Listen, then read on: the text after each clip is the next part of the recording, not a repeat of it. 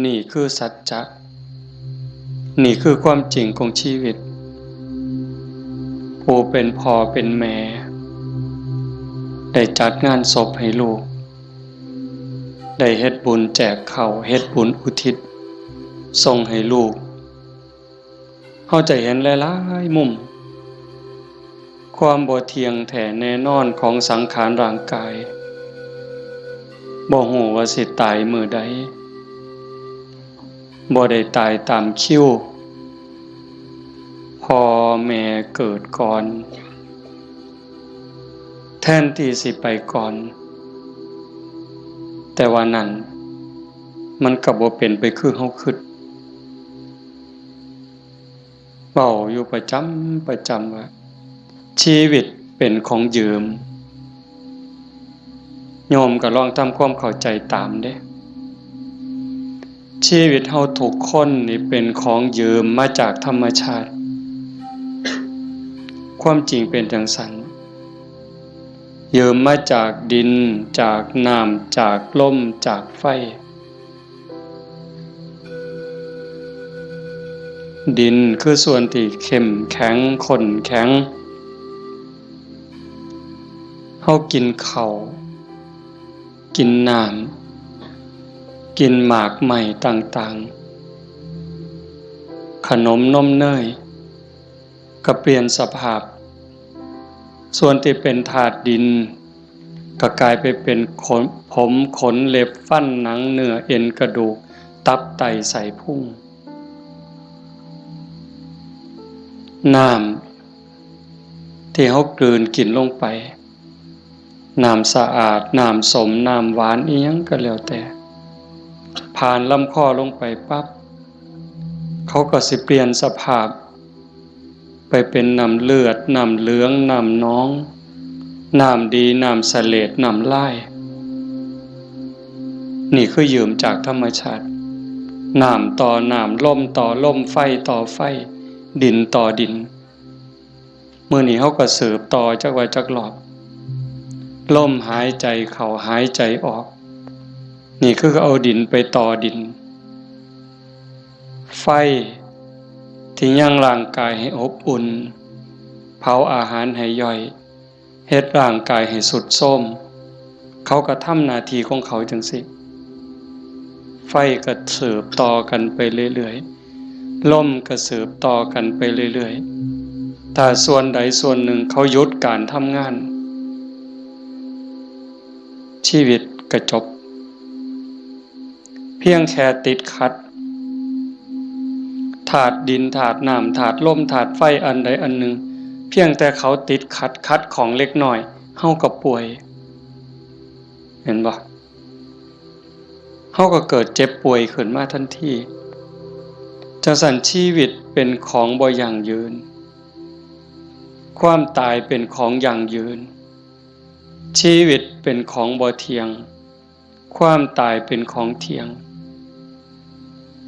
แต่อาตมาเห็น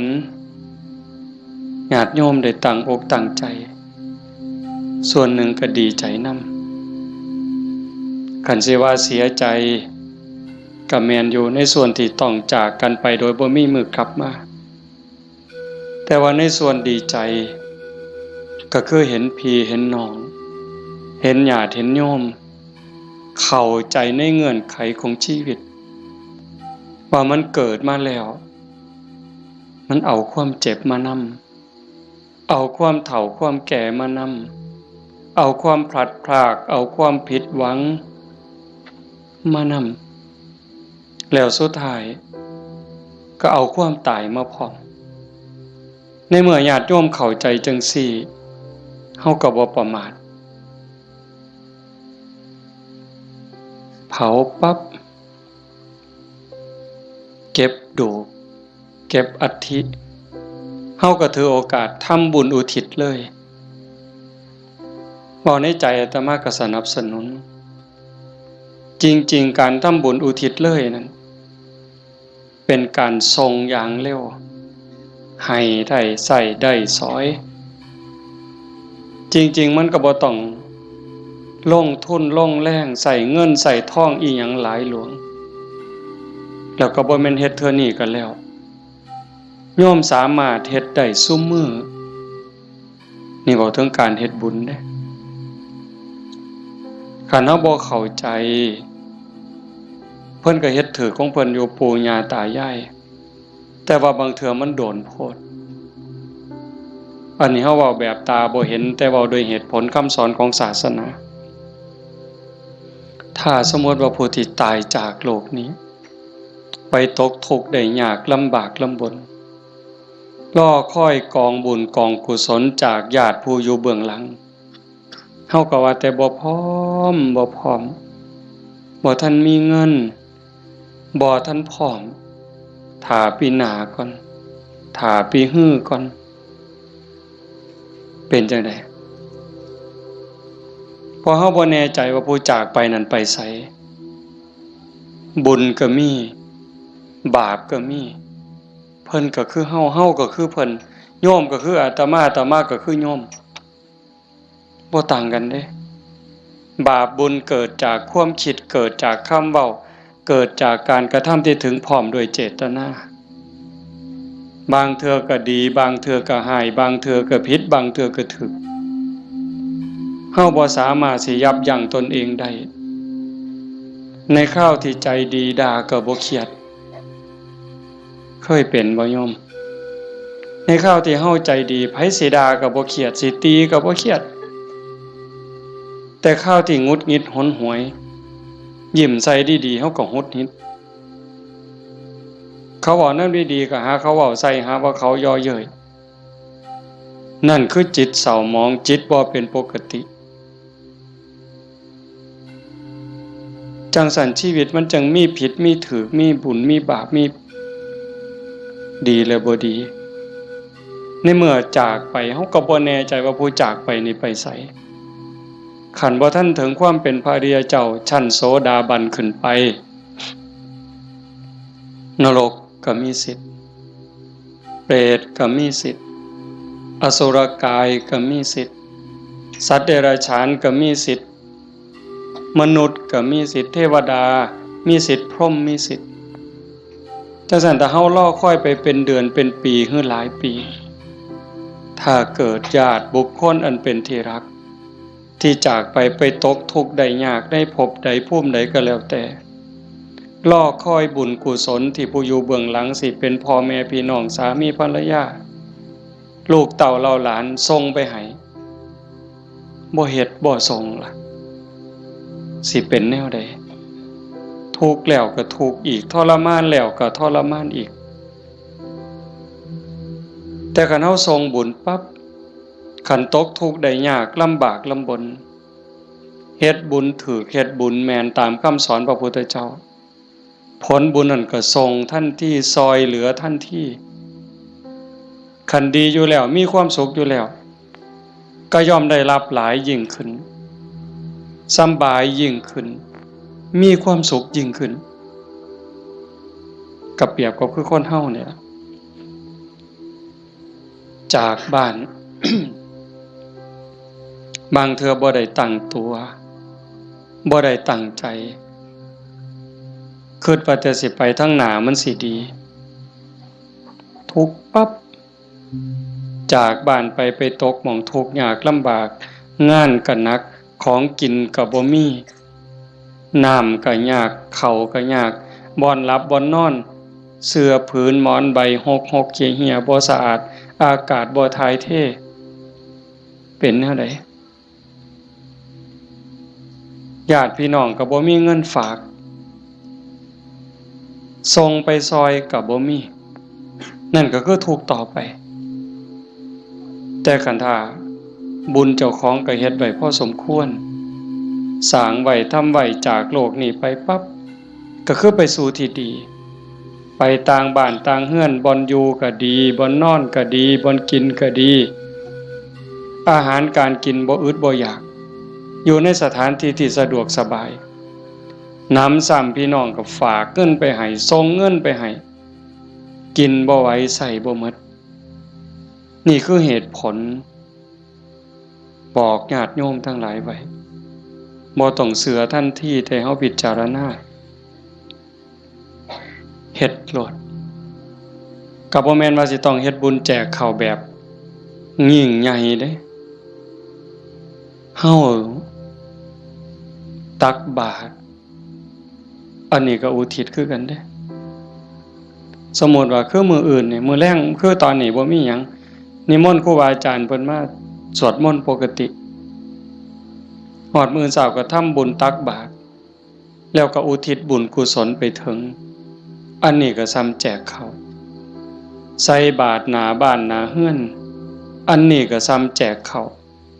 ไปจังหันไปเพ่นอันนี้ก็ซ้ำแจกข้าวอาตมาเว้ายืดยาวซื่อๆแต่ว่าคันโยมเฮ็ดโยมตั้งใจยามแลงกินข้าวแลงแล้ว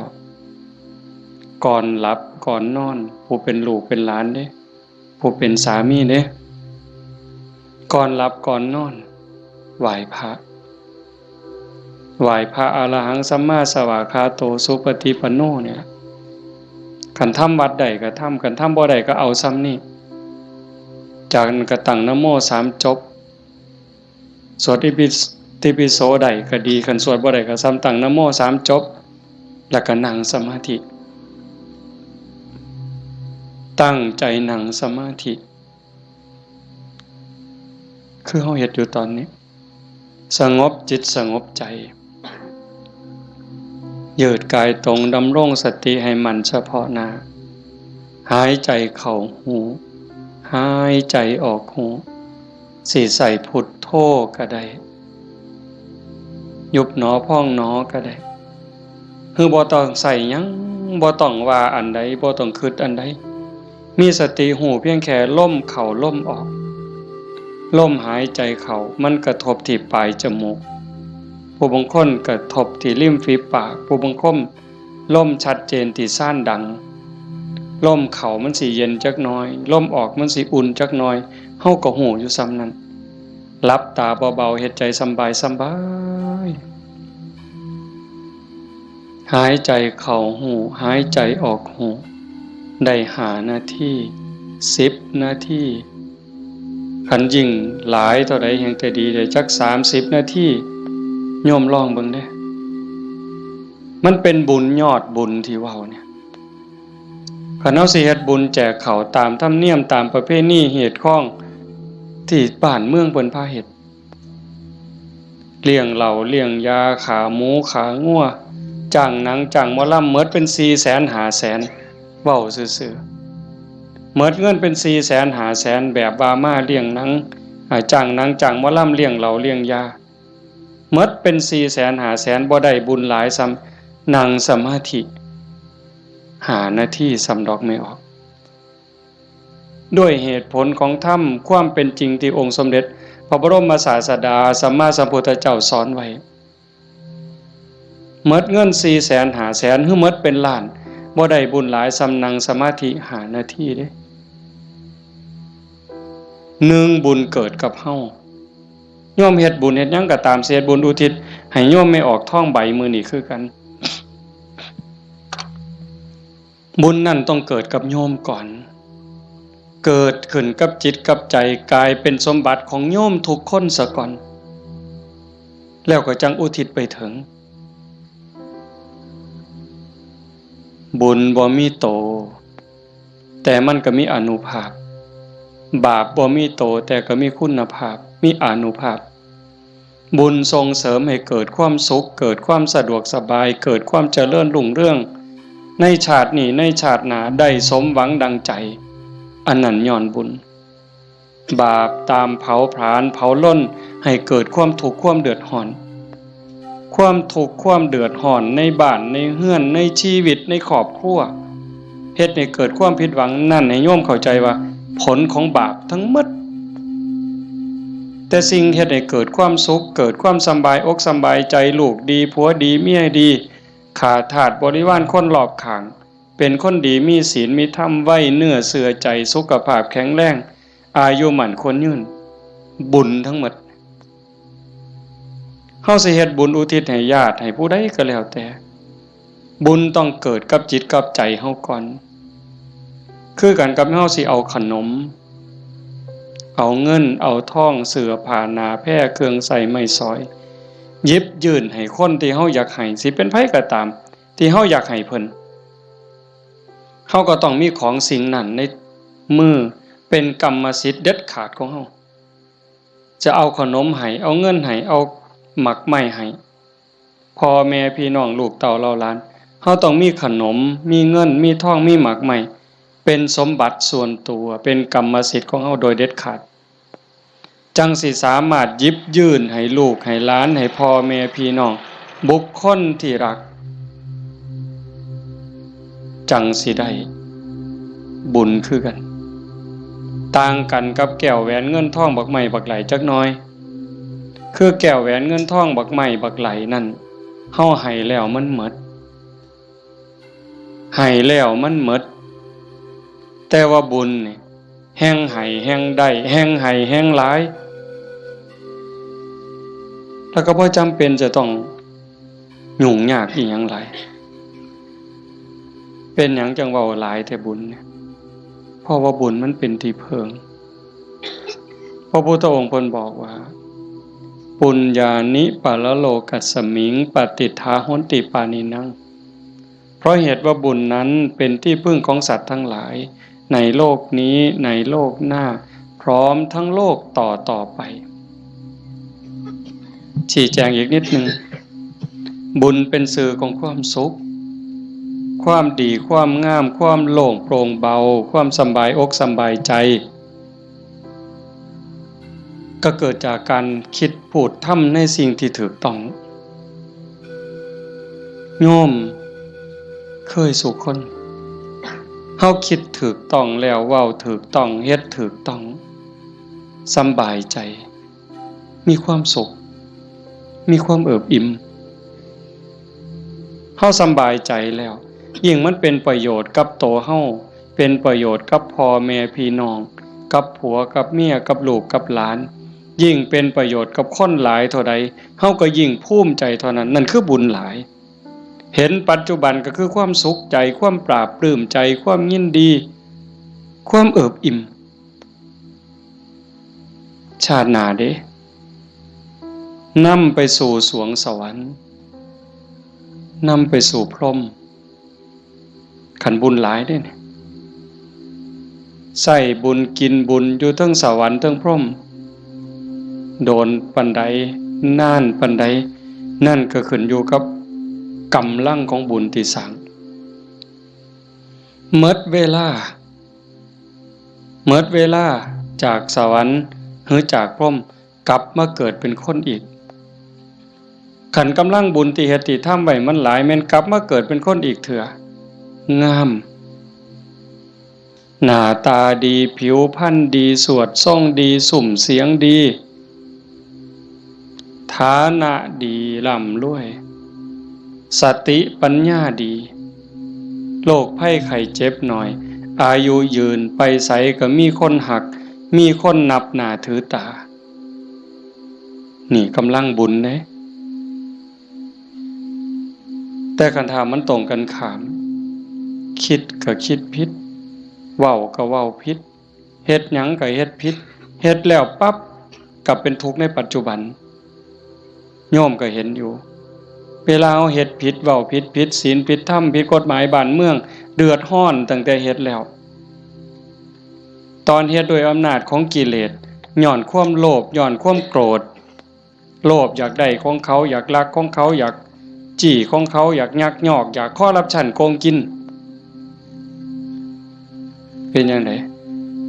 พอแต่เฮ็ดลงไปแล้วทุกข์เว้าด้วยความโกรธเว้าด้วยความอิจฉาริษยากระแทกแดกดันใส่หอดพ่อหอดแม่บางเทื่อหอดพระสงฆ์องค์ข้าเจ้า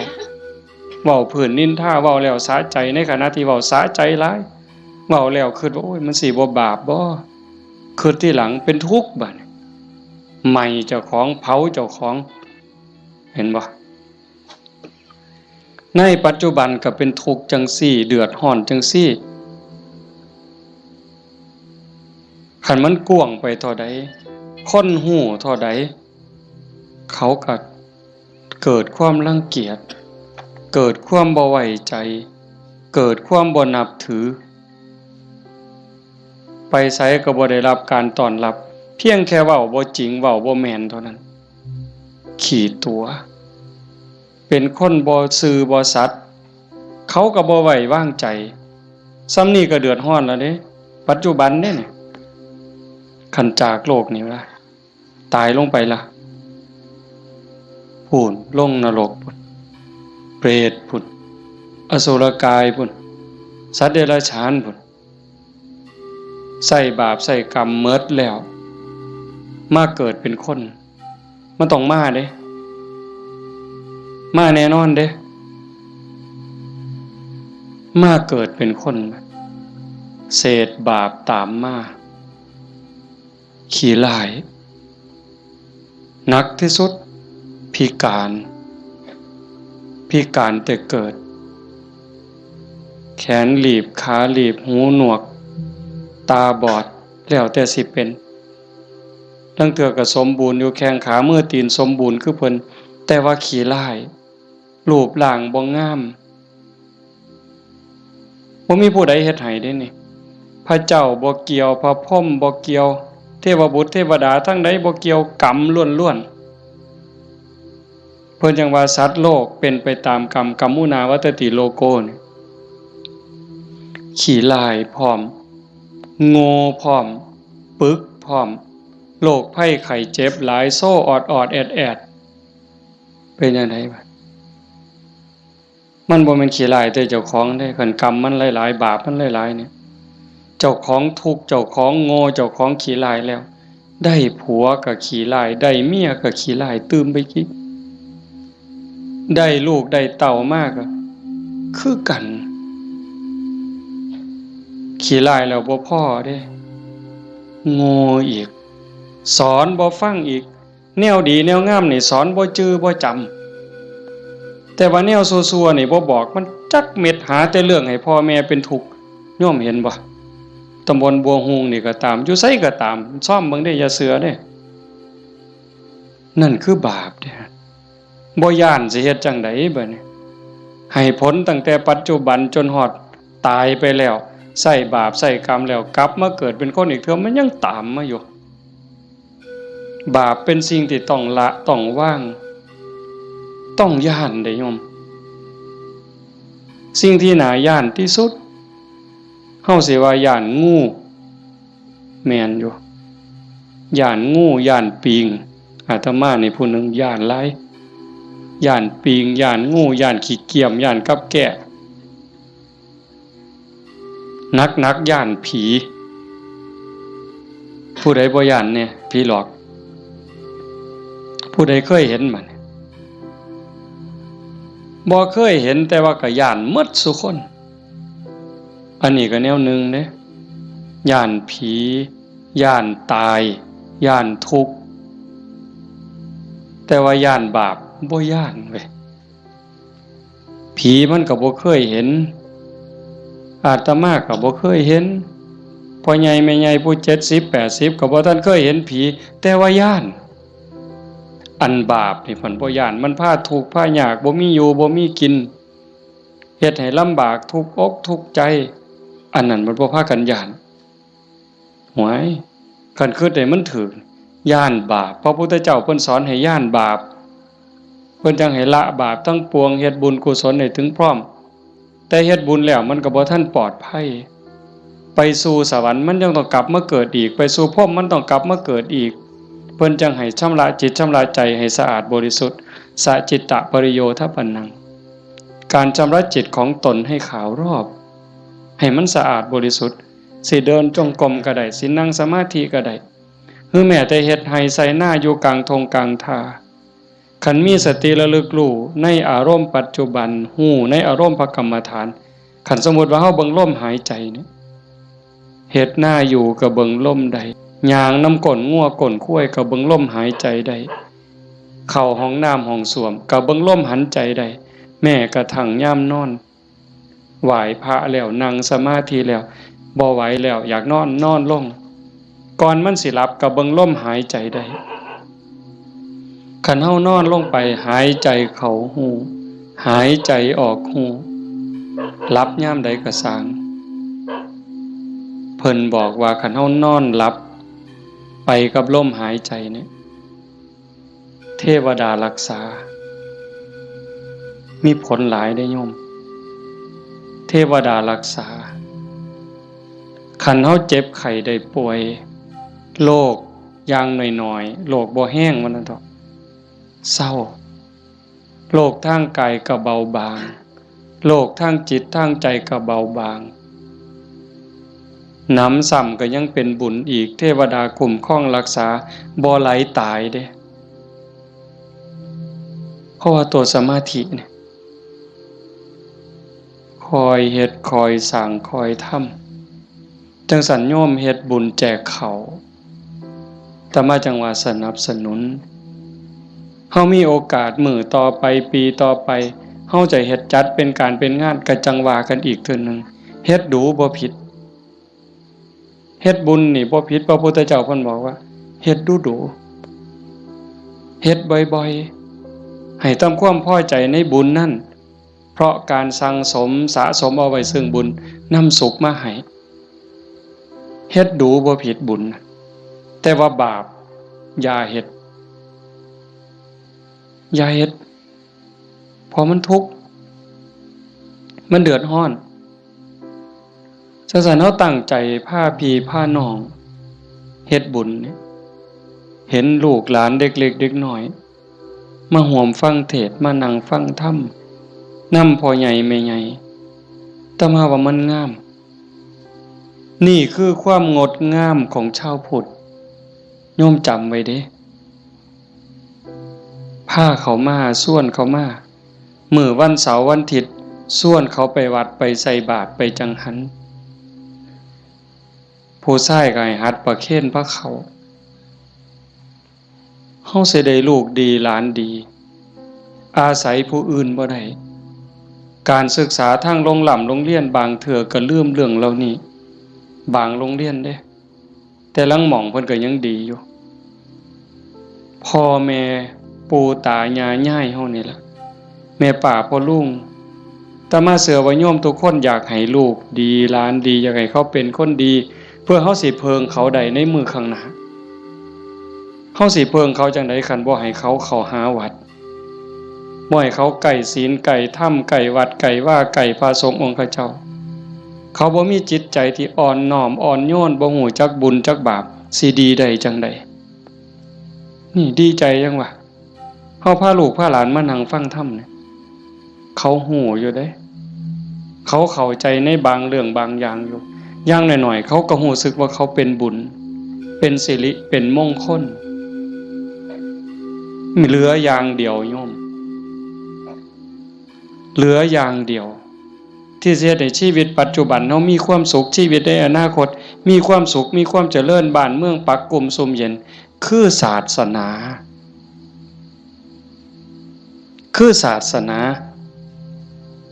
เรื่องกฎหมายนี่โยมเลิกยังเพิงบ่ได้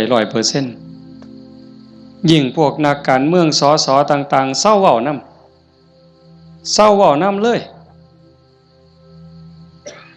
พวกนั้นเพิงบ่ได้เข้าหาประโยชน์ใส่ตัวเขาต่างหากหักเข้าจริงๆบ่เป็นพี่เป็นน้องเขาจริงๆบ่บ่มีดอกคันเขาหักเข้าจริงๆนะ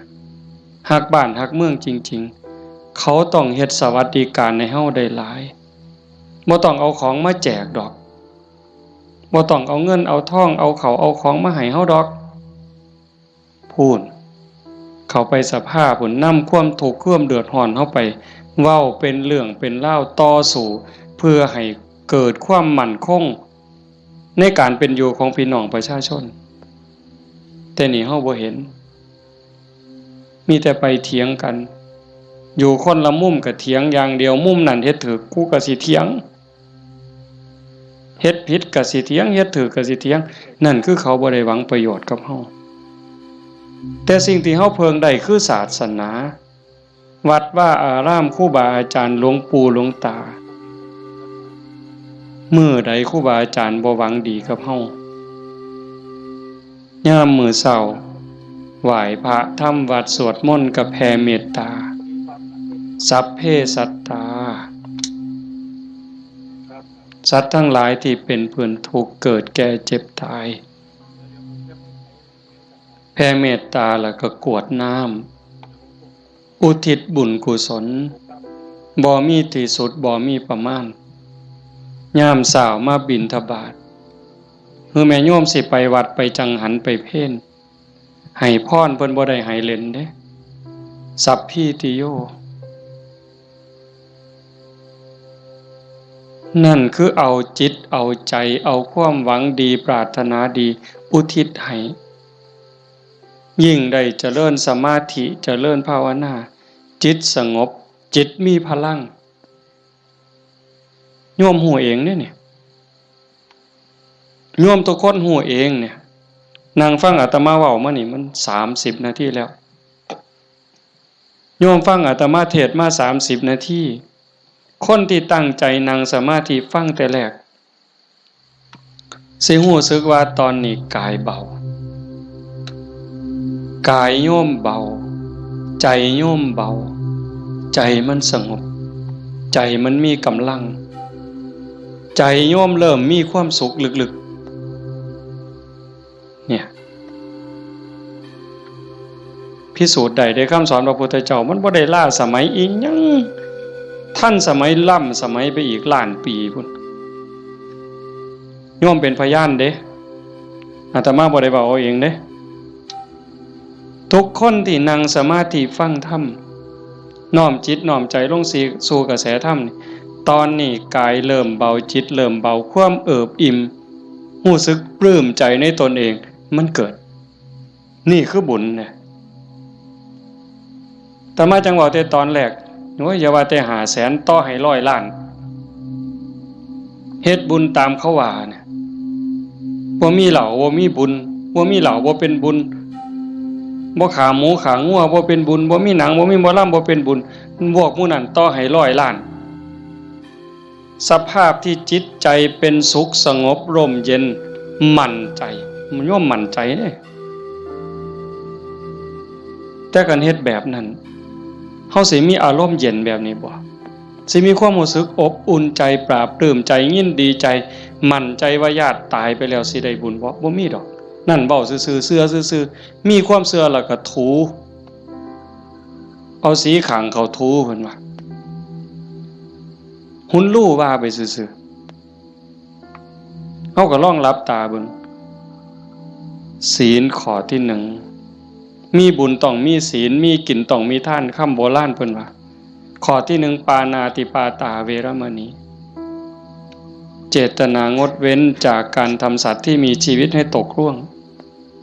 ผู้ใดก็หักชีวิตคือกันกับเฮาหมดมันก็บ่อยากตายนอนมันก็บ่อยากตายเม่งใหม่มันก็บ่อยากตายเพราะว่าแต่อยากตายเลยแม้แต่เจ็บมันก็บ่อยากเจ็บเฮาเนี่ยบ่หาแต่เขามาถิ่มมาแทงโดยมีดโดยหอกเด้ตั้งแต่หมอฉีดยาเฮาเจ็บเฮาป่วยสิฉีดยาให้เฮาหายเจ็บหายป่วยบางเทื่อเฮาก็ย้านเจ็บภาษาเข็มฉีดยาซำนั้นแล้วเขาบ่ได้ฉีดให้ตายบ่ได้ฉีดให้ทุกข์ทรมานอีหยังฉีดยาเพื่อรักษาโรคเจ็บไข้ได้ป่วยเพื่อให้เฮาได้แข็งแรงเฮายังย้านนี่แค่เจ็บเด้เนี่ยสินับภาษาหยังบัดนี้เอาค้อนทุบหัวเขาเอามีดปาดคอเขาเอาใจเขามาใส่ใจเฮาทบทวนจังซี่เฮาก็เห็นว่าล่ะข้อที่1ขาแล้วมันสิได้บุญมาแต่ไสบาปแล้วครับเลี้ยงเหล้าเลี้ยงยาข้อที่5ขาดไปอีกคันยิ่งมีหนังมีหมอลำมาอีหยังสิตามมาศีลข้อ3หลายๆคนอาจสิขาดย้อนงานบุญเฮางานบุญเฮาคือเอาเองเนี่ยมาเบิ่งหนังเฮาผู้บ่าวผู้สาวอาจสิเสียเนื้อเสียตัวย้อนเบิ่งหนังโป๊ย้อนเบิ่งหมอลำสิ่งมันเว้าลามกแม่นบ่แม่นไม่ออกบ่ออกทบทวนเอาเองอดีตหมู่เจ้าทบทวนเอาเบิ่ง หนังขาหนังแกงกินเหล้าเมายาแล้วตีกันตื้มบัดนี้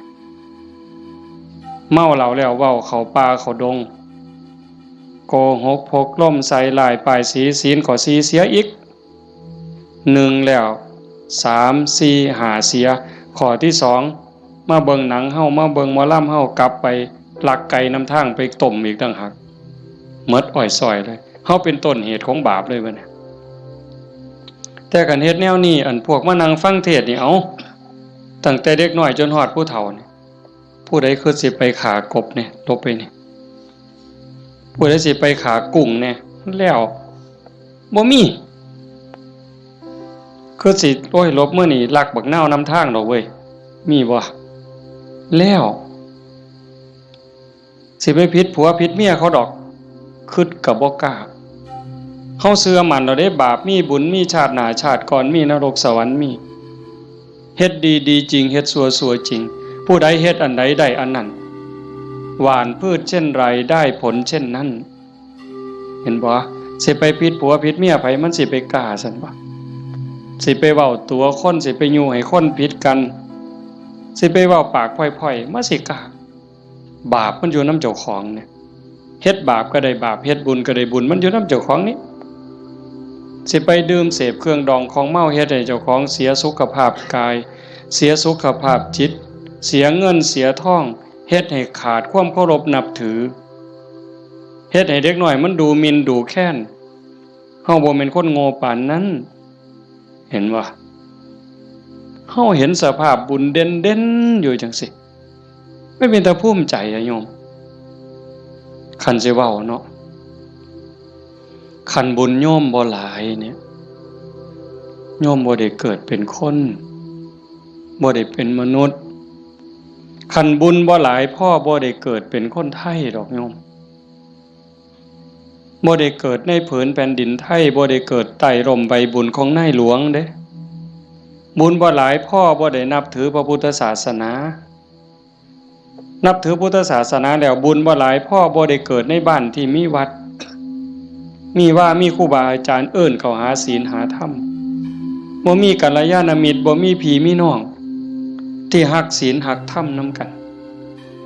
บ้านโน่นตุนเฮาก็สิบ่ใหญ่ปานใดจักหลังคา85คันเฮาบ่ฮักศีลฮักธรรมคันบุญบ่หลายเฮาบ่มาโฮมกันหลายปานนี้หลายคนก็อาจสิล้าสิเมื่อยตั้งแต่โยมไม่ออกท้องใบเพิ่นจากไปมางานศพมื้อนี้ก็หมดมื้อวานก็หมดมื้อเอาไปเผาเฮ็ดเวียกเฮ็ดงานแน่ยามกลางคืนมาก็มาฟังครูบาอาจารย์เพิ่นสวดมนต์มานั่งเป็นหมู่เป็นพวกกันยามกลางเว้นก็ไปเฮ็ดเวียกเฮ็ดงานมื้อนี้มาโฮมกันได้ปานนี้ห่อขนมข้าวต้มถามว่ามันล้าบ่เมื่อยบ่เมื่อยเด้แต่เฮาก็กัดแขวกัดฟันมานั่งฟังเทศน์มาร่วมเอาบุญนำกันให้ทุกคนเข้าใจว่าทุกคนคือเจ้าภาพบ่แม่นแต่พ่อแม่กับสามีกับลูกหลานเด้ทุกคนคือเจ้าภาพอาตมาก็คือเจ้าภาพผู้หนึ่งเจ้าภาพอันใดเฮามาร่วมบุญสร้างบุญร่วมกันพระพุทธเจ้าเพิ่นบอกว่าเฮาทุกคนเนี่ยโยมเคยตกนรกมาเมื่อเคยเป็นเปรตเป็นอสุรกายเป็นสัตว์เดรัจฉานเป็นเทวดาเป็นพรหมเป็นมนุษย์เกิดมานับชาติบ่ถ้วนกรีดลิงเล่ไล่เม่งใหม่ที่มันตอมหลอดไฟกบเขียดตั้งแต่นรกอเวจีไปไล่ตั้งแต่นรกจนไปถึงภวคพรหมบ่มีสัตว์โตใดบ่มีจิตวิญญาณดวงใดที่บ่เคยเกิดเป็นพ่อเป็นแม่เป็นพี่เป็นน้องเป็นผัวเป็นเมียเป็นญาติร่วมสายโลหิตเฮาเคยมาหมดแต่ว่าเฮาบุญหลายชาตินี้เนื่องจากว่าชาติก่อนๆพบก่อนๆเฮาเคยมีศีล5มีกุศลกรรมบท10ที่สร้างไว้ทำไว้พอสมควรจังส่งผลให้เฮาได้เกิดมาเป็นคนมาเป็นมนุษย์ผู้มีศีลละเอียดให้ทานไว้ดีรักษาศีลไว้ดีเจริญสมาธิไว้ดี รูปร่างหน้าตาผิวพรรณฐานะสติปัญญาจังดีจังงามกลัวกันเป็นขันเป็นตอนนั่นคือพลังบุญของเจ้าของเจ้าสันโยมไม่ออกท่องใบสาสังที่เพิ่นจากไปแต่มาว่ากลับบ้านเก่าบ่ได้ตายดอกเมื่อบ้านเก่าอีหยังเมื่อบ้านเก่าดินเมื่อบ้านเก่าลมเมื่อบ้านเก่าไฟเมื่อบ้านเก่าน้ำเมื่อบ้านเก่าเพราะว่าเฮายืมเขามายืมจากธรรมชาติยืมจากดินน้ำลมไฟมาปั่นเป็นเนื้อเป็นตัวเมื่อเวลาเขาก็มาเอาขึ้นโยมเคยยืมเสียมไทบ้านบ่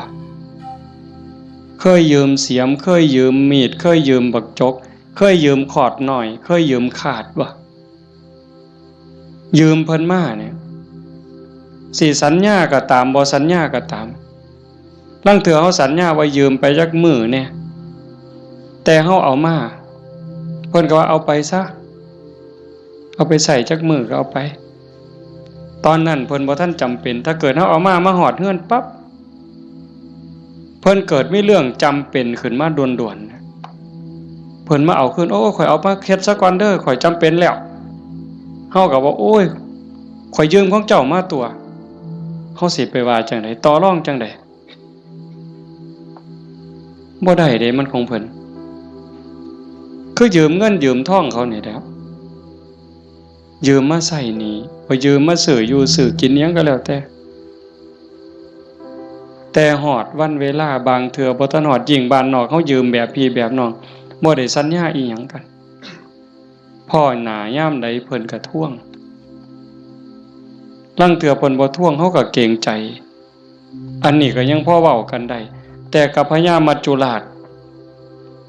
ต่อรองแนวใดพญามัจจุราชบ่เห็นแก่เงินค่ำแม่นสิมีเงินกือไทยเอาบ่มีได้บ่สนไต่โตบ่สนผู้ใดมีอำนาจนายพลนายพันเจ้าใหญ่นายโตพระสงฆ์องค์เขาเจ้าคุณสมเด็จบ่งึดบ่สนใจซ้ำบ่เกรงใจอีกซ้ำขันบาปหลายก็โยนนรกโลดขันบุญหลายก็ไปตามทางจังสั่นเฮามีบุญได้เกิดมาพ้อพระพุทธศาสนามีกัลยาณมิตรมีพี่มีน้องที่หวังดีต่อกันเฮาก็ตั้งใจเฮ็ดบุญให้เจ้าของเฮ็ดบุญในมื้อนี้เทิงทานเทิงศีลเทิงภาวนา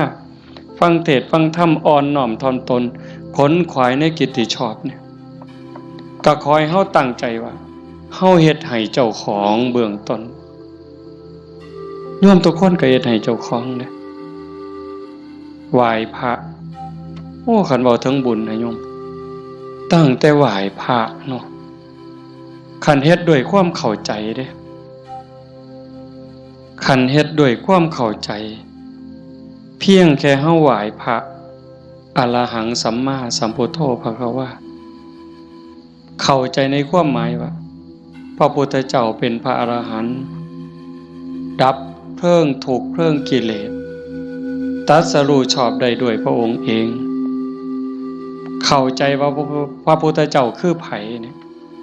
แล้วก็กราบลงไปบุญมหาศาลหลายกว่าสร้างโบสถ์เป็นหลังบุญไม่ออกหวยเว้าไปปื้ออีกเด้คันสร้างโบสถ์บ่เข้าใจเฮ็ดโบสถ์แข่งกันถือกระสอบไปหาเหลี่ยไล่ได้เงินมากก็ขายน้ำทางในกินเหล่าเนี่ยบ่เป็นประโยชน์สู่เฮาเฮ็ดจังซี่บ่ได้สัมอรหังสัมมาสวากขาโตภควตาธัมโมพระธรรมเป็นสิ่งที่พระผู้มีพระภาคเจ้าตรัสไว้ดีแล้วถูกต้องแล้วงดงามแล้วเป็นไปเพื่อดับทุกข์ในคำสอนพระพุทธเจ้าเข้าใจจังซี่แล้วกราบลงไปงามๆโอ้ยสำนี้ก็พ่อโยมสุปฏิปันโนภควโตสาวกสังโฆพระสงฆ์สาวกของพระผู้มีพระภาคเจ้าปฏิบัติดีแล้วพระสงฆ์คือไผด้วยความเข้าใจของชาวบ้านคือนี่โกนหัวนุ่งเหลืองห่มเหลืองเนี่ย อันนี้เป็นสมมุติสงฆ์แต่สงฆ์จริงๆโยมก็เป็นสงฆ์คู่แห่งบุรุษ4คู่นับเรียงตัวบุรุษได้8บุรุษพอออกไม่ออกก็คือพระญาติโยมก็เป็นสงฆ์เป็นพระ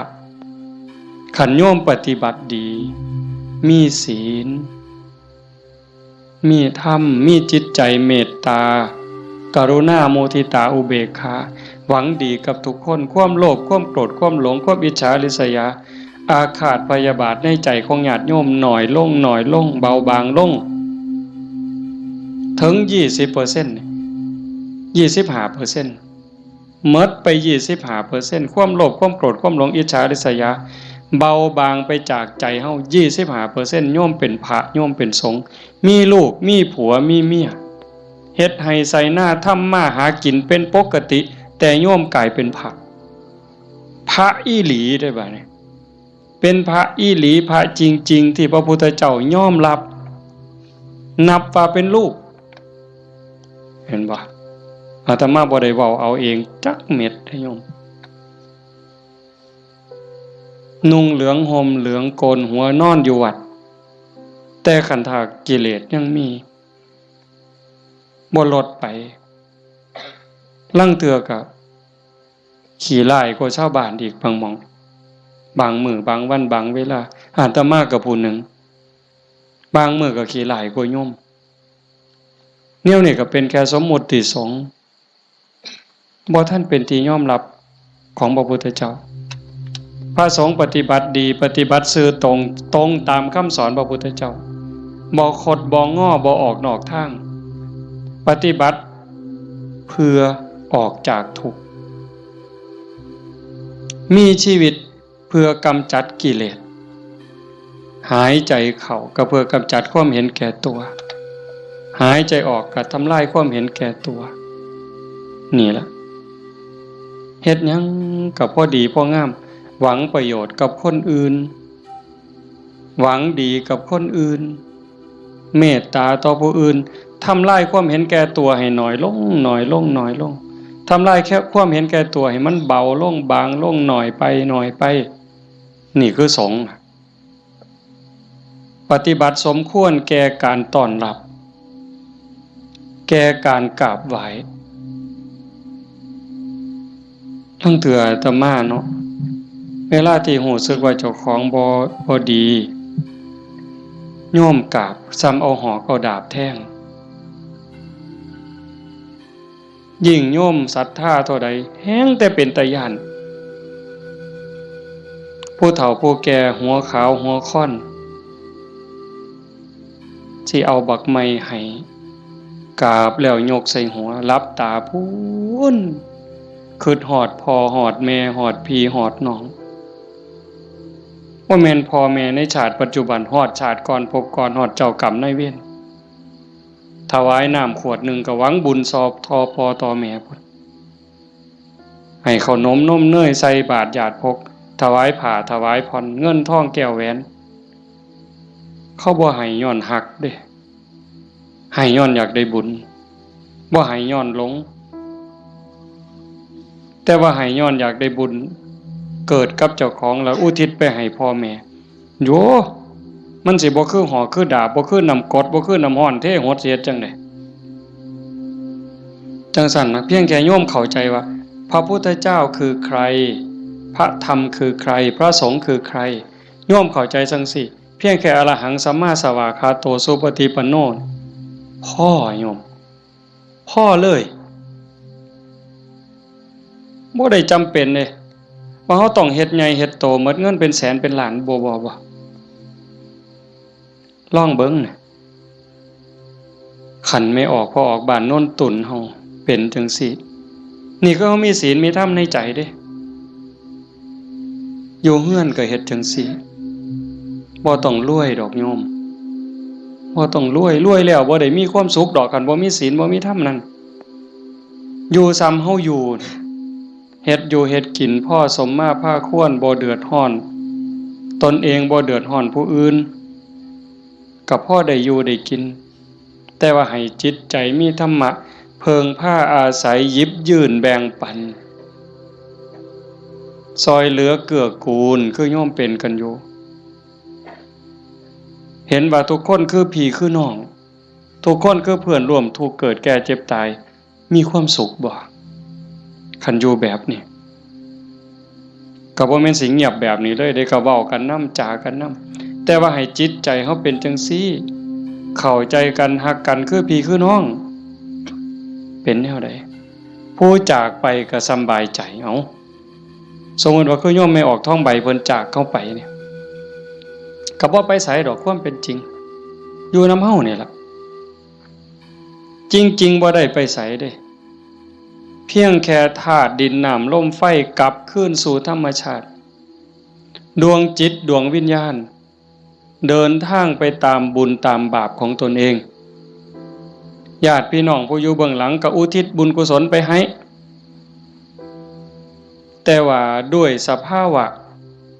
ความผูกพันความเป็นลูกเพิ่นเป็นลูกของพ่อใหญ่ท้องมาแม่ใหญ่ที่พ่อแม่ก็สิ้นไปแล้วแม่นบ่เฮาตั้งใจเฮ็ดบุญอุทิศไปนำเนาะแต่มาเข้าใจผิดเอาก็บ่เป็นหยังพ่อใหญ่ท้องมาแม่ใหญ่ที่คือกันที่เฮาว่าจากไปเพิ่นก็บ่ได้ไปไสเลือดเนื้อเพิ่นอยู่นำเฮาแม่นบ่โยมไม่ออกท้องใบคือกันเพิ่นแบ่งเลือดแบ่งเนื้อมาเป็นโตเฮาเพิ่นก็อยู่นี้อยู่ในโตเฮานี้คำสอนคำสั่งคำบอกอันนี้เด้อลูกอันนี้เด้อหลาอันนี้เด้อคำเอิ้นบักหลาเอิ้นอีนางเอิ้นทองคำอีแม่แม่นบ่เพิ่นเอิ้นจังซั่นเด้บักหลาอีนางทองคำอีแม่เพิ่นว่าอันนี้มันถูกเด้ออันนี้มันดีเด้ออันนี้มันบ่แม่นอันนี้มันบ่ถูกอย่าพากันเฮ็ดมันบาปอย่าเว้าจังซั่นมันบาปคันเว้าจังซี่เว้าจังซี่แม่นแล้วบักหลาอีนางสาธุโอ้ยใจแม่นเจ้าเว้าดีใจแม่นเจ้าเว้าถูกนี่คือคำสอนฮักกันเด้อันนี้เอื้อยเด้อันนี้อ้ายเด้คันน้องเถียงอ้ายอย่าไปเถียงเอื้อยอย่าไปเถียงอ้ายคันอ้ายรังแกน้องเอื้อยรังแกน้องอย่าไปเฮ็ดบ่โหนเป็นน้องบ่เห็นบ่เพิ่นตายอยู่ว่ะเพิ่นไปไสอยู่ว่ะดินดอนตอนหญ้าเฮือนซ่านบ้านซองจากเหงื่อจากแห้งอาบเหงื่อตังน้ำสร้างหลักฐานให้ลูกได้อยู่เป็นของเพิ่นบ่จังว่าคันคิดฮอดพ่อคิดฮอดแม่นั่นก็ฮักพี่ฮักน้องอยากให้พ่อแม่ได้กินข้าวกินน้ำนุ่งเสื้อผ้าหน้าแพรดีๆงามๆคันแม่นพ่อแม่บ่อยู่นำเป็นเนื้อเป็นตัวแล้วก็เฮ็ดกับพี่กับน้องนั่นล่ะอยากเว้ากับพ่อแม่ม่วนๆก็เว้ากับพี่กับน้องนี่ล่ะเว้ากับป้ากับลุงมันคักแท้เด้โยมคันเฮาคิดให้มันเข้าใจนี่พ่อแม่บ่ไปไสปู่ย่าตายายบ่ไปไสแล้วทุกคนก็คือพี่คือน้องเข้าใจให้มันคักๆเข้าใจดีๆในคำสอนพระพุทธเจ้าประเสริฐที่สุดบ่มีศาสนาใดสิสอนความจริงความถูกต้องงดงามเกินพระพุทธเจ้าบ่มีผู้ใดสิฮักเฮาหวังดีต่อเฮาเกินพระพุทธเจ้าจังบอกคำสอนเอาไว้เพิ่นบ่บอกให้เฮาไปทำพิธีอันนั้นอันนี้ดอกอันนั้นบ่แม่นพิธีสะเดาะเคราะห์ต่อชะตาเสริมดวงพระพุทธเจ้าบ่สอนบ่แม่นเว้าดีต่อกันนี่พระพุทธเจ้าสอนคิดถูกต้องพูดถูกต้องทำถูกต้อง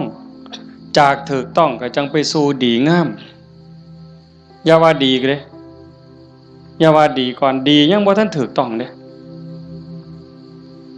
คันคนเขามักกินเหล้าเฮาซื้อเหล้าสู้กินเขาว่าดีเด้แม่นบ่ล่ะคันพวกผู้ชายมักเล่นมักเที่ยวมีหมู่พาไปเที่ยวซ่องเขาว่าบักนี่ดีเด้พวกมักเล่นไพ่เล่นไฮโลเล่นการพนันส่วนเฮาไปเล่น ต้มไก่สู้กินพร้อมเล่นเอาเงินเอาพร้อมยังว่าดีอยู่เด้หั่นแต่มันบ่ถูกแต่คันมีคำว่าถูกต้องแล้วคิดถูกต้องเว้าถูกต้องกระทำถูกต้องดีงามตามมาบ่เสียหายจังซั่นจากนี้เป็นต้นไปเฮาบ่ว่ามื้อใดเฮาสิจากโลกนี้บ่มีผู้ใดฮู้จักคนว่าเฮามีเวลาอยู่ในโลกนี้อีกจักมื้อจักปีจักเดือนจักวันจักเวลาจักชั่วโมงจักนาทีบ่ฮู้จักคนโซ่ก็ตายบ่โซ่ก็ตายเด็กน้อยก็ตายหนุ่มสาวก็ตายผู้เฒ่าผู้แก่ก็ตายเฮ็ดจังได๋สิไปว่าถามื้อนั้นก่อนถามื้อนี้ก่อนโอ้ยมันต่อรองได้ซะบ่มื้อนี้เฮายังมีสติมีปัญญาบ่เจ็บบ่ไข้โยมเอ้ยเฮาบ่ได้เจ็บบ่ได้ไข้บ่โรคบ่ได้ป่วยเฮ็ดหยังได้ให้เฮ็ดยิ่งกับพ่อกับแม่นี่เด้อฟ้าวเฮ็ดคันพ่อแม่เพิ่นยังมีชีวิตโอ้ผู้นั้นบุญหลายเด้อผู้พ่อแม่ยังมีชีวิตอยู่นี่ผู้นั้นมันบุญหลายเกินบุญโยมเป็นหยังพ่อแม่เพิ่นทุ่มเทให้เฮาหมดชีวิตเป็นครูคนแรกเป็นเทวดาของบุตรเป็นพรหมของบุตรเป็นพระอรหันต์ของบุตรทุกสิ่งทุกอย่างที่พ่อแม่เพิ่นมีเพิ่นให้เฮาหมดเฮาอยากรู้ว่าพ่อแม่นี่ฮักเฮาส่ำใดทุ่มเทเสียสละเพื่อเฮาส่ำใดโยมบ่ต้องไปถามเพิ่นดอกโยมถามเจ้าของถามเจ้าของพวกเฮาเป็นพ่อคนแม่คนโยมฮักลูกตั้งแต่มื้อใด โยมไม่ออกเด้โยมพอออกก็คือกันนั่นล่ะฮักลูกตั้งแต่มื้อใดฮักลูกตั้งแต่ว่ามีลูกเกิดในท้องแม่นบ่ไม่ออกฮะพอรู้สึกว่าตั้งท้องปั๊บเนี่ยไม่ออกนี่ฮักแล้วเด้ทุ่มเทความฮักให้กับลูกในท้องแล้วพ่อก็คือกันผัวคือกันทั้งที่บ่ฮู้ได้นี่ว่าลูกสิเกิดเป็นผู้หญิงเป็นผู้ชายสิขี้ร้ายหรือสิงามสิโง่หรือสิฉลาดสิพิการหรือบ่พิการสิเป็นพระหรือสิเป็นมหาโจรโยมบ่ฮู้เลยลูกในท้องนี่สิเป็นหญิงเป็นชายพิการหรือบ่สิเป็นพระดีจิตใจดีใจงามซ้ำพระเกินพระหรือสิเป็นมหาโจรยิ่งกว่ามหาโจรโยมบ่เกี่ยวฮักอย่างเดียวเลยบัดนี้แม่นบ่ไม่ออกแม่นอยู่ว่าแนวนี้เพิ่นก็คือเฮาบัดนี้หาได้บาทใดก็เพื่อลูกหาได้บักไม้บักไหลผู้ผัวไปป่าไปดงได้บักไม้บักไหลก็จะเอามาให้เมียกินเพื่อให้ลูกแข็งแรงพุ่นเด้คันว่ามันสิคลอดง่ายลูกสิแข็งแรงสิคลอดง่ายเมียน้ำนมสิหลายหามาเห็นบ่มือคลอดก็เกือบล้มเกือบตายผู้คนก็ตายอีหลีจักเจ็บจักปวดพอปานใดแต่เครียดให้ลูกบ่บ่ได้เครียดให้ลูกอยู่ไฟเดือน4เดือน5ม่วนซั่นบ่ตั้งแต่อยู่ใต้ห่มไม้เอาผ้าวี่มันก็เหงื่อแตกเหงื่อแตนนั่นนางฝิงไฟเด้นางฝิงไฟเดือน4เดือน5ต้มน้ำร้อนสดน้ำร้อนกินน้ำร้อนบัดแนวกินกับข้าวได้กินข้าวกับเกลือเลี้ยงตัวสิใหญ่แต่ละคนดมดากดมก้นเช็ดขี้เช็ดเหงียวป้อนข้าวป้อนน้ำตัวสิใหญ่มาแต่ละคนหมดข้าวจักเหล้าเสื้อผ้าหมดจักชุดหมดเงินจักแสนคือประมาณบ่ได้กลัวลูกสิใหญ่มาแต่ละคนเพิ่นก็คือกับเฮาฮักลูกจังซั่นสิตอบแทนแนวใดพระพุทธเจ้าเพิ่นสอนหน้าที่ลูกไว้ท่านเลี้ยงมาเลี้ยงท่านตอบเลี้ยงกายเพิ่นคือเพิ่นเลี้ยงเฮานะเลี้ยงใจเพิ่นก็คือเพิ่นเลี้ยงเฮาพ พ่อแม่เลี้ยงใจเฮาคือเพิ่นสอนอันใดถูกอันใดผิดอันใดดีอันใดชั่วอันใดเป็นบุญอันใดเป็นบาปอันใดควรบ่ควรนี่คือเพิ่นเลี้ยงวิญญาณเฮาก็เลี้ยงจิตวิญญาณเพิ่นด้วยการเป็นคนดีฮักกันระหว่างพี่ระหว่างน้องทำโตเป็นคนดีพ่อแม่สิโอ้ยโยมเป็นยาอายุวัฒนะอันนี้ก็บ่ต้องไปถามพ่อถามแม่อีกละถามโยมเนี่ยขันลูกเขาเป็นคนดีหูจะคว่ำหลานเสือถอยฟังคว่ำบอกง่ายสอนง่ายโยมมีความสุขบ่อยากยื่นบ่ขันยิ่งเป็นคนดีจนชาวบ้านเขายกย่องเขาสรรเสริญโอ้ยใจแม่นอ่อนซ่อนเด้อีหล่านี่มันก็หูจะคว่ำแต่บักหำนี่คือดีแท้เป็นตาอ่อนซ่อนเด้ย่ายอยากตายบ่บัดนี้ยื่นบ่เจ้าอยากยื่นแท้แต่ขันลูกมันบอกบ่ได้สอนบ่ฟังหลานก็โอ้บอกจังหนึ่งไปจังหนึ่งเถียงคำบ่ตกฝากแม่นสิป้อนสร้างมือละโตย่ายก็บ่อยากยื่นอยากตายให้มันแล้วอุกอังสังกะหยาลูกหลานมันบ่ฮู้จะคว่ำเอิ้นหาพญากรรมพญาเวรพุ่นแล้วมาเอาผู้ขาไปถอนโลดตัวแต่สั่นยังว่าเลี้ยงพ่อเลี้ยงแม่เลี้ยงกายเลี้ยงใจพุทธเจ้าเพิ่นบอกเด้ท่านเลี้ยงมาเลี้ยงทั้งตอบทำการงานของท่านซอยเวียกซอยงานส่วนเหือส่วนแห้งเพิ่นบ่บอกก็เฮ็ดแนวเฮ็ดได้แนวมันถูกต้องดีงามส่วนเวียกส่วนงานเพิ่นนี่คือเรื่องที่สอง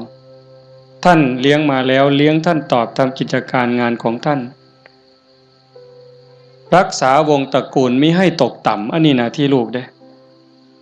รักษาวงตระกูลอย่าให้ตกต่ำอย่าเอาชื่ออย่าเอานามสกุลนี่ไปไว้นำตำรวจ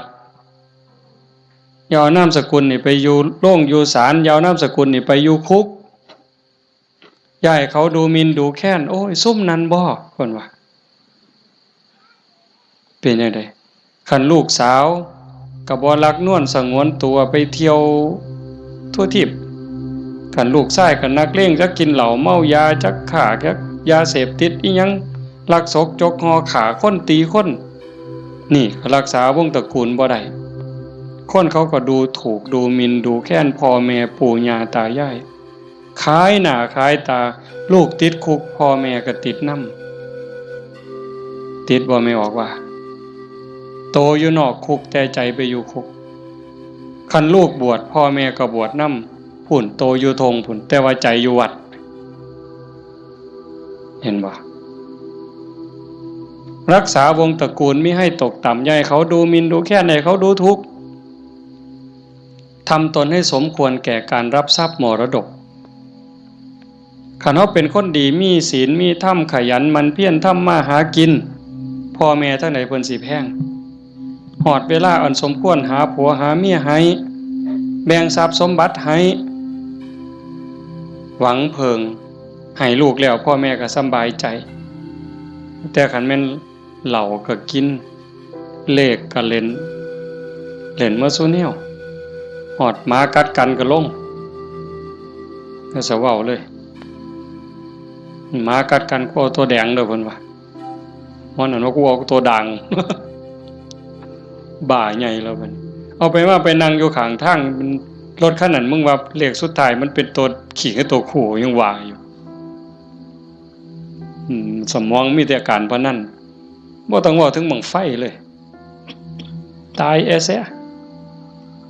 นี่คันลูกเป็นคนขยันมันเพียรบ่ยุ่งเกี่ยวกับการพนันบ่ยุ่งเกี่ยวกับยาเสพติดมีความกตัญญูรู้คุณหาอยู่หากินได้ก็ไปส่งพ่อส่งแม่ฮักพี่ฮักน้องพ่อแม่ภูมิใจเลยทำตนให้สมควรแก่การรับทรัพย์มรดกอันสุดท้ายเมื่อท่านล่วงลับไปแล้วทำบุญอุทิศให้ก็คือเอาเฮ็ดมื้อนี้เพิ่นจากไปแล้วเขาก็ทำบุญอุทิศหาทำบุญเพื่ออุทิศแปลว่าให้ทำบุญให้พ่อให้แม่ให้ปู่ย่าตายายบรรพบุรุษโยมไม่เข้าใจว่าพ่อแม่ปู่ย่าตายายเฮาบ่แม่นแต่ปัจจุบันเฮาเกิดมาเป็นหลายกว่าล้านชาตินะโยมพ่อแม่เฮาก็หลายกว่าล้านคนบางคนอาจสิอยู่นรกบางคนอาจอยู่เปรตบางคนอสุรกาย บางคนเกิดเป็นสัตว์เดรัจฉานบางคนเกิดเทวดาบางคนเกิดเป็นพรหมจังสันเฮาก็อุทิศบุญไปให้โอ้ชาโนดโสนีพราหมณ์นี่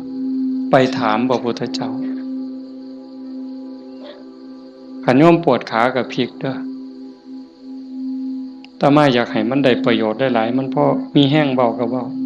จริงๆหนังมานำรดอยากนอนเมื่อยกูสิเทศได้บ่น้อ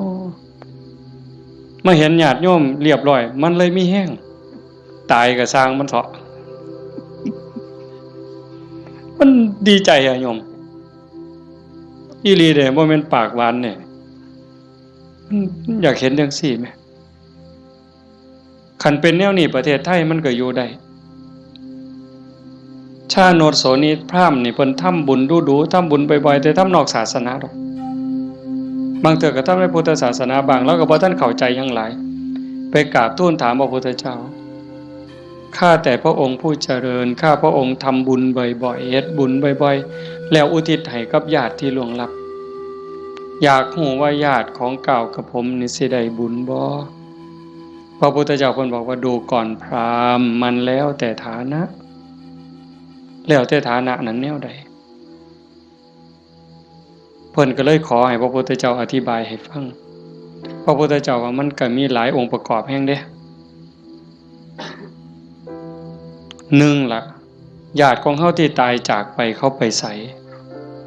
คันไปตกนรกก็บ่ได้ทันทีนรก457หลุม457ขุมเนี่ยนรกพ่อแม่เฮาไปตกนรกก็บ่ได้ทันทีมีแต่การทรมานสิได้ก็ย้อนเพิ่นฮู้เรื่องแล้วก็อนุโมทนาสาธุโดยความยินดีก็จังสิได้2คันไปเกิดเป็นเปรต12ชนิดได้บุญทันทีที่รอคอยอยู่นำเฮานี่ถ้าเอาทันทีนี่ปรตโตปชีวี1 12นี่ได้1แต่อีก11ต้องรอคอยได้รู้เรื่องรู้ราวอนุโมทนาสาธุจังได๋อสุรกายคือกันสัตว์เดรัจฉานเป็นหยังแน่ล่ะนั่นเฮาอยู่นั่นก็พ่อแม่เฮาคือกันผัวเมียเฮาคือกันชาติหนึ่งพบหนึ่งบ่เว้าเล่นได้โยมเขาบ่ได้เลยนะฮู้เรื่องบ่เนี่ยเฮาว่าเอากวดน้ำรับพรหมอหน่อยมันสิตั้งใจรับพรนำเฮาบ่บ่ฮู้เรื่องเด้กินนู่นฮู้บ่แมงไหม้ฮู้บ่ปูปลาฮู้บ่แล้วบ่ฮู้ได้บ่ได้เด้เนี่ยเขากินหยังเขาก็กินอาหารของเขาเทวดาล่ะคันเขาฮู้ทราบอนุโมทนาเขาก็ค่อนข้างจะฮู้ได้พรหมก็คือกันสุดท้ายก็สอบไปพุทธเจ้าเพิ่นบอกว่านอกจากญาติที่ล่วงลับจากไปแล้วอยู่ในภพภูมิที่สมควรได้ทันทีเขาได้แล้วอีกอย่างหนึ่งของที่ทำบุญเป็นบุญบ่ฆ่าเขามาบ่ลักมาบ่คดโกงมาบ่ในขณะที่ให้ก่อนให้หลังให้เจ้ามีความยินดีเจ้ามีศรัทธามีความภูมิใจจริงบ่พุ่นเด้แล้วผู้รับทานเจ้าเป็นไผมีศีลบ่มีธรรมบ่เพิ่นก็จังไล่มาตั้งแต่สัตว์เดรัจฉานแต่มาเทศน์ดูๆโยมฟังในวิทยุก็สิได้ยินมันได้บุญอยู่ดอกซ้ำแม่ครัวนี่ส้มแม่ครัวนี่ล้างถ้วยล้างซ้ำก่อนสิเทน้ำล้างถ้วยล้างซ้ำล้างหม้อลงในดินลงขี้สิกไม่ออกตั้งใจว่าสาธุเด้อน้ำล้างถ้วยล้างซ้ำเนี่ยมันมีรสชาติอาหารปนไปกับน้ำซึมลงไปในดินให้พวกสัตว์อยู่ในดินพวกไส้เดือนต่างๆให้มันกินได้อยู่ได้กินแล้วให้มันมีความสุขกายสุขใจซ้ำนี่ก็ได้บุญนับประมาณบ่ได้ได้บุญหลายก็ไล่ขึ้นมาจากสัตว์เดรัจฉาน100เทื่อพันเทื่อ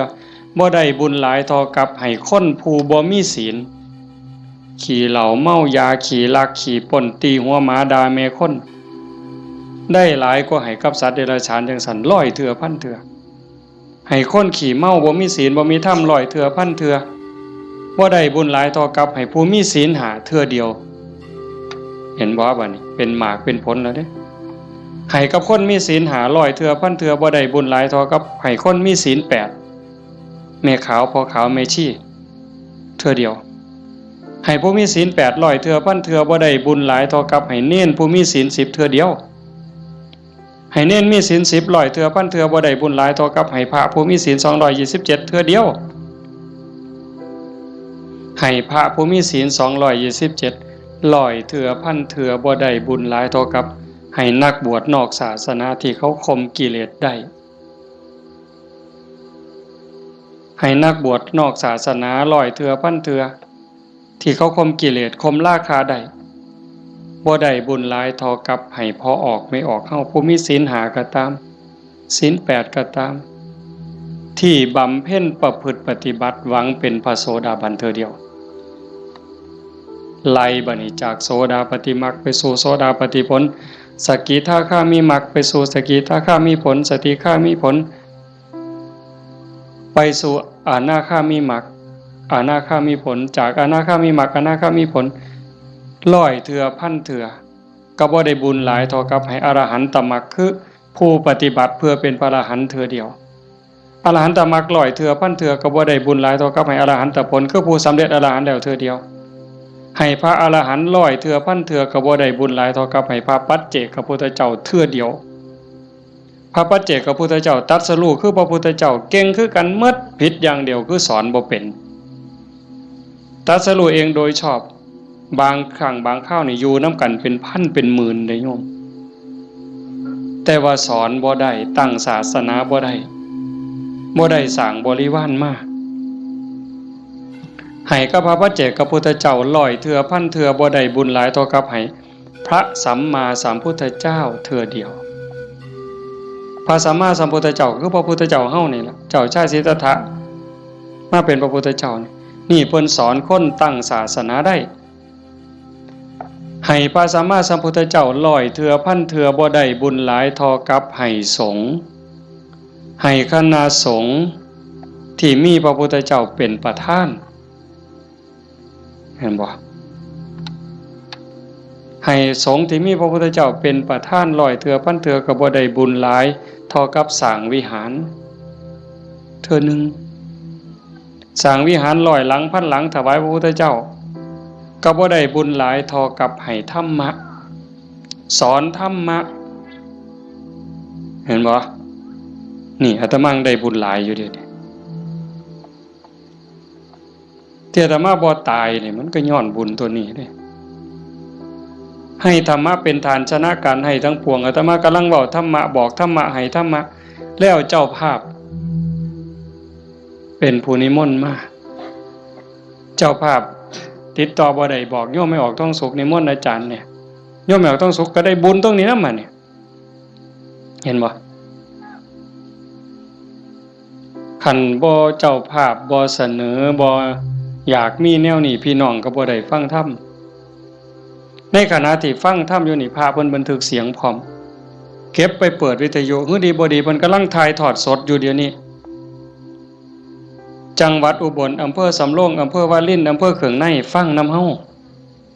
ยาโสธรมหาชนะชัยค่ำเขื่อนแก้วขอว่างฟังนำเฮาสุรินทร์โน่นหน้าไร่สำโรงทาบสังขะฟังนำเฮาเห็นบ่จากเจ้าภาพนิมนต์อาตมามาเว้าเนี่ยเพิ่นได้ยินนำเฮาหมดเฮาฟังกันอยู่นี่ประมาณ100แต่ฟังอยู่ทั้งบ้านเป็นพันบ้านนี่บุญสิเอาซ้ำใดเจ้าถามเบิ่งสิเอาซ้ำใดเฮ็ดถูกเฮ็ดแม่นเนี่ยมันเป็นได้บุญนี่มันจะเอาไปใส่ได้นี่บ่ต้องลงทุนหลายซ้ำเห็นบ่ทำบุญอุทิศให้โยมเฮ็ดอุทิศส่งไปหอดไปถึงชาโนโสนิพพานเพิ่นถามจังซี่ล่ะพระพุทธเจ้าอธิบายผู้รับท่านวัตถุท่านใจผู้ให้แล้วผู้จากไปอยู่ไสถามไปถามมาเพิ่นก็สอจอกหลอกแจกแหลกเพิ่นจะเข้าใจเนาะพระพุทธเจ้าว่าได้เฉพาะญาติได้ทันทีคือญาติที่เป็นปรัตถตูปชีวีชาโนโสนิพพานมันก็เลยถามสอเข้าไปว่าข้าแต่พระองค์ผู้เจริญถ้าเกิดว่าญาติของข้าพระองค์ไม่ได้ไปเกิดเป็นปรัตถตูปชีวีบุญนี้จะไปไหน พระพุทธเจ้าเพิ่นก็เลยว่าแบบอาตมาว่ามานี่ตั้งแต่สัตว์นรกไปเขาก็รอคอยบุญแต่เขารับรู้รับทราบอนุโมทนานำเขาก็ได้แล้วก็ให้จงเข้าใจว่าในวัฏฏะสงสารนี้จะไม่ว่างจากญาติของเธอที่เป็นปรัตถตูปชีวีหมายความว่าพ่อแม่พี่น้องลูกเต่าเราหลานสามีภรรยาในอดีตชาติก่อนๆพบก่อนๆผัวเฮาเมียเฮาญาติพี่น้องพ่อแม่เฮาที่ไปเกิดเป็นปรัตถตูปชีวียังมีอยู่เพราะว่าพ่อแม่เฮาบ่แม่นผู้นี้ชาตินี้อย่างเดียวจังซั่นโยมเฮ็ดบุญมื้อนี้ส่งไปฮอดพ่อแม่ในอดีตสามีพี่น้องลูกเต่าเราหลานในอดีตพร้อมแต่มื้อนี้ปรารภโยมพ่อใหญ่ทองมาแม่ใหญ่ที่พ่อใหญ่ทองแดงนี่ก็เสียชีวิตไปแล้วคือกันเนาะแล้วก็แม่ใหญ่ทองใบผู้ไว้ชนหมายความว่าลูกหลานเฮ็ดบุญหาเนาะอาตมาเห็นได้นี่ก็ว่ามันเป็นเจ้าภาพก็ต้องขออภัยก็บ่ผิดเพิ่นก็ฮู้จักและเข้าใจแล้วล่ะถือว่าญาติโยมเฮ็ดถูกเฮ็ดแม่นเด้อาตมาก็บ่ให้จบเพียงส่ำนี้ผู้ไปทำมาหากินกรุงเทพกรุงไทยแม่นเฮาบ่ได้ใส่บาตรบ่ได้ทำบุญก่อนหลับก่อนนอนไหว้พระนั่งสมาธิเด้อแม่นบ่ไปกรุงเทพจักคนนี่แม่นบ่เบิ่งท่าทางมาแต่กรุงเทพแน่ๆผู้อยู่บ้านใส่บาตรคันมื้อใดมันยากก็ใส่บาตรหน้าเฮือนคันมื้อใดมันพอไปได้ก็ไปจังหันจังซี่นะก่อนหลับก่อนนอนก็ไหว้พระกราบพระก่อนหลับก่อนนอนเว้าจากันดีๆเด้เว้าจาดีๆอยู่ในบ้านในเฮือนนี่มันเป็นสิริมงคลเทวดาเฝ้าบ้านเฝ้าเมืองเฝ้าเฮือนเฝ้าซ่านเฝ้าที่เฝ้าทางเฮาเอิ้นว่าภูมิบ้านภูมิเฮือนเพิ่นได้ยินเฮาเว้ากันดีๆเว้ากันม่วนๆเทวดาก็ดีใจอาจสิเป็นพ่อเฮาปู่เฮาย่าเฮาแต่อดีตก็ได้เห็นเฮาเว้าดีจากันดีเพิ่นก็อยากได้บุญนำเป็นจังได๋รักษาบ้านรักษาเฮือนเฮ็ดหน้าบ่พอใดก็ได้มื้อนี้มีโยมผู้หนึ่งโทรศัพท์มาคุยกับอาตมาโอ้ยหลวงพ่อเพิ่นว่าโยมก็งึดอยู่เฮ็ดหน้าหว่านข้าวลงไปแรกๆข้าวกำลังงอกบ่ทันได้พอคืบจ่อยน้ำท่วมหว่านแรกๆน้ำท่วมบัดน้ำบกไปก็แล้งบัดแห้งใหม่พร้อมจักสิตายสิยังบัดฝนมาใหม่ก็บ่ค่อยได้ไปเบิ่งบัดไปเห็นบัดนี้ใบก็บ่เห็นมีแต่ห่วงเพิ่นว่าโอ้ยอันนี้จักแม่นบุญบอกกับผัวจักแม่นบุญเนาะเฒ่าเนาะเพราะว่าเพิ่นก็เฮ็ดแต่บุญนี่หลีนี่จังแม่นบุญอีหลีลูกก็ฮู้จักความผัวก็ฮู้จักความกว่าเทวดาพุ่นเพิ่นว่าอันนี้คือบุญเด้จังว่าเห็นพี่เห็นน้องลูกเต้าเราหลานเด็กเล็กเด็กน้อยเอ้าไปเหี่ยวจักเถื่อแล้วมันหลบมานั่งอยู่คือเก่านี่เฮาแต่ออกไปจักเถื่อมันหลบมานั่งคือเก่านี่คันบุญบ่หลายมันนอนปะง่องส่วนได้หนีไปนอนแล้วไปเบิ่งโทรทัศน์แล้วนี่คือบุญหลายเด้อพากันเลี้ยงลูกเอาศีลเอาธรรมเลี้ยงฝากโยมจักหน่อยยากก็อดเอาลำบากก็อดเอาอดเว้าดีอดคิดดีอดทำดีกับพี่กับน้องกับบ้านกับเมืองไปอยู่ไสก็อย่าสร้างปัญหาคันเฮาเป็นคนมีศีลมีธรรมอดกั้นจักหน่อยความรักความเมตตาก็เกิดแผ่เมตตาดูๆเด้หวังว่าในใจนี่ตั้งความรู้สึกในใจว่าทุกคนคือพี่คือน้องแล้วก็แม่นอีหลีซ้ำยังเว้าแต่ตอนต้นพระพุทธเจ้าเว้าซ้ำได้ว่าในวัฏฏะสงสารนี้ไม่มีใครเลยที่ไม่เคยเป็นพ่อเป็นแม่เป็นพี่เป็นน้องเป็นญาติร่วมสายโลหิตเป็นสามีภรรยากันมาก่อนทุกคนนั่งอยู่นี่แม่นหมดจังซั่นสิเครียดให้กันเฮ็ดหยังสิสร้างกันเฮ็ดหยังเอารัดเอาเปรียบกันเฮ็ดหยัง อีกบ่โดน ก็สิไปไผไปมั่นแล้วจังซั่นเวลาอยู่นำกันนี่เอาบุญนำกันติล่ะเว้าดีนำเขาก็ได้บุญแล้วคิดดีต่อเขาก็ได้บุญแล้วเฮ็ดดีทำดีต่อเขาก็ได้บุญแล้วเอาบุญนำกันอย่างอาตมาเว้ามันบ่จบว่างั้นเฮ็ดดีกับพ่อกับแม่พ่อแม่มีผู้เดียวในปัจจุบันคันเพิ่นตายนี้จากแล้วอยากเฮ็ดดีนำเพิ่นก็บ่ได้เฮ็ดอยากเว้าดีนำเพิ่นก็บ่ได้เว้าอยากหาข้าวแซ่บๆให้เพิ่นกินก็บ่ได้จังสั่นอยากให้เพิ่นกินหยังก็ให้เพิ่นกินซะอย่าจะไปจุดเทียนซะก่อนจังเอิ้นกินเด้บ่ได้กินเด้นั่นอยากเว้าดีๆนำเพิ่นก็เว้าตอนเพิ่นได้ยินอย่าจะจุดธูปเพิ่นอีแม่เอ้ยฟังเทศเด้อพี่บ้าแนวนั้นบ่ทันคิดว่าเพิ่นเสร็จขี้เฮาจักเทื่อจำบ่ได้มื้อนี้ถามโยมว่าผู้ใดท่านเสร็จขี้ให้พ่อให้แม่เนี่ยแล้วเพิ่นอาบน้ำเสร็จเนื้อเสร็จตัวให้เฮาจักเทื่อถามโยมว่าเสร็จให้เพิ่นจักเทื่อแล้วคือกันป้อนข้าวป้อนน้ำเพิ่นป้อนเฮาจักเทื่อเหยียดขาซอยลอยเอาลูกเหยียดขาไปนำแม่ลูกนี่ขาแข็งนี่เนาะตีนอยู่กับตีนแม่แต่ว่าหัวหนุนเข่าย่ำเข่าปนกับกล้วยมกใบตองเหย้าจำได้อยู่บ่โยมหางสอนต่อยปั๊บใส่ปากต่อย4เทื่อ5เทื่อก็บ่ทันหมดอันน้อยๆนะหมดข้าวมกหมดเอามือจุ่มน้ำหยดป๊อกป้อนบ่ทันแล้วขี่พวดใส่ขาเครียดก็บ่เครียดจมก็บ่จมเซ้ยเห็นบ่มื้อนี้มีผู้ใดท่านได้เฮ็ดแน่อาตมาก็บ่ทันได้เฮ็ดคือกันเฮาสิเป็นหนี้บุญคุณเพิ่นส่ำใดจังซั่นเพิ่นจากไปแล้วแนวอยากเห็นแนวอยากฮู้สมมุติว่าจิตวิญญาณเพิ่นล่องลอยฮู้เห็นเฮาอยู่อยากเห็นลูกฮักกันอยากเห็นหลานฮักกันทุกข์ยากก็ซอยเหลือแบ่งปันคือพี่คือน้องอย่าใส่เฮ็ดคือบางซุ่มเด้บางซุ่มนี่จูงแขนกันขึ้นโลงขึ้นศาลจะแม่นเพิ่นเก่งหลายน้องกับอ้ายฟ้องกันบ่แล้วโอ้ยจะแม่นพี่พ่อแม่สิเป็นทุกข์หลายจังว่าเฮาบ่เอาแนวนั้นเด้อมื้อนี้สมควรแก่การเวลาใส่เวลามาชั่วโมงเกือบครึ่งอะโยม25นาที26นาทีก็เห็นว่าสมควรแก่การเวลาขออนุโมทนาสาธุทุกคนทุกท่านน้อเจ้าภาพบ่อ่านก็ได้ดอกถือว่าทุกคนคือเจ้าภาพหมด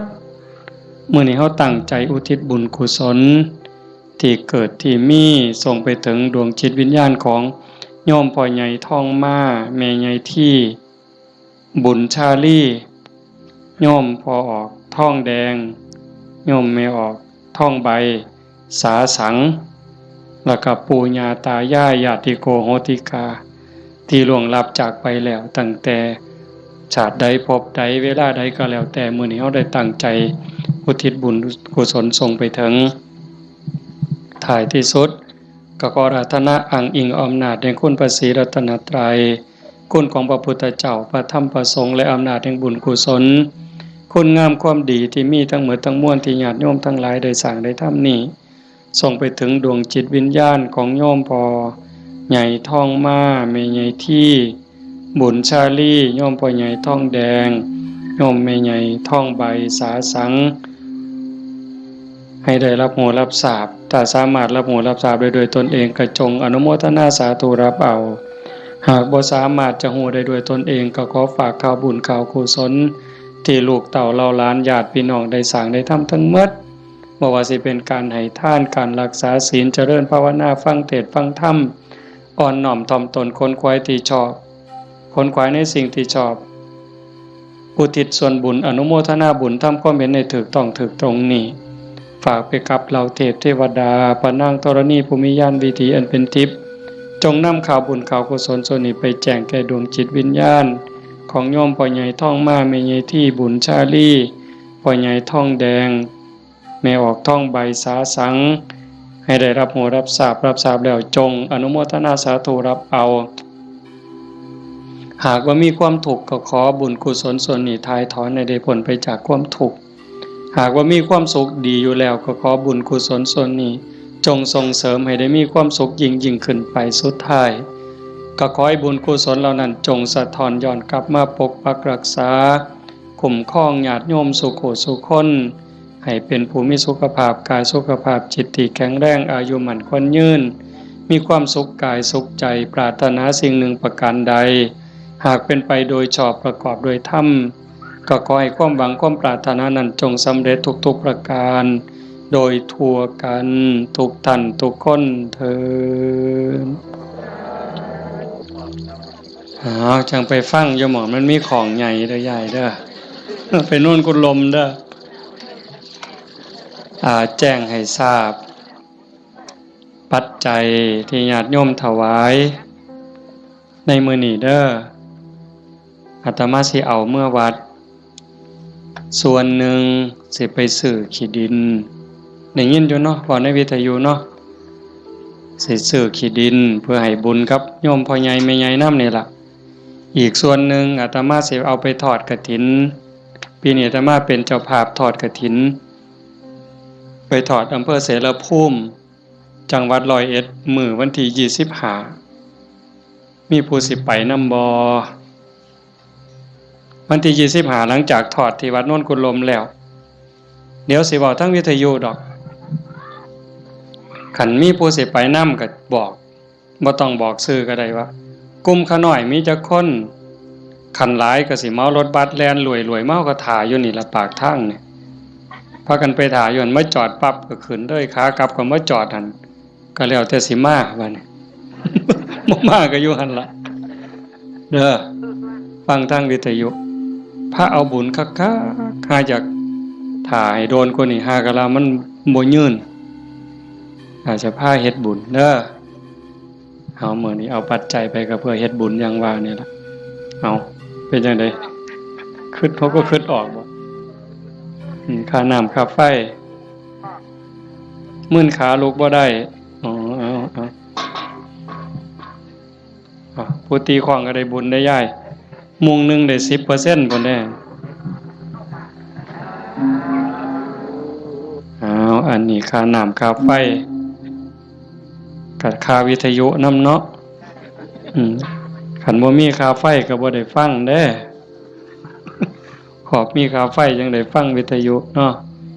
เอาตั้งใจบัดนี้เตรียมน้ำทาไว้กวดมีน้ำทาใส่น้ำทาบ่มีน้ำทาก็ใส่น้ำใจพนมมือเฮ็ดจิตใจให้มั่นคงนิ่งๆจักครึ่งนาทีคือทอดพ่อใหญ่ท่องมาแม่ใหญ่ที่พ่อใหญ่ท่องแดงแม่ใหญ่ท่องใบแล้วก็ญาติโยมที่มาฟังธรรมนี่ล่ะเฮามีพ่อมีแม่อยากให้ผู้ใดได้บุญนำก็ตั้งจิตเป็นสมาธิคันยิ่งจิตเป็นสมาธิมั่นคงเท่าใดพลังบุญก็ยิ่งแห้งเท่านั้นหลายไปเท่านั้น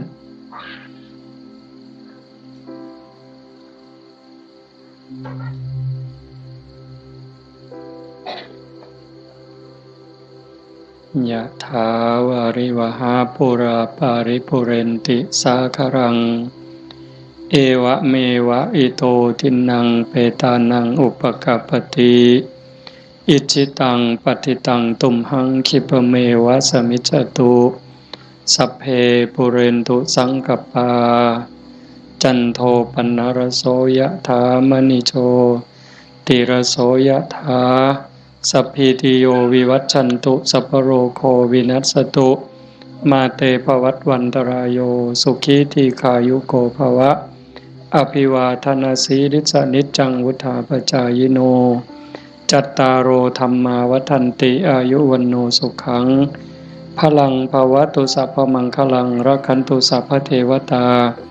สัพพพุทธานุภาเวนะสัพพธัมมานุภาเวนะสัพพสังฆานุภาเวนะ สทธาโสธีภะวันตุเต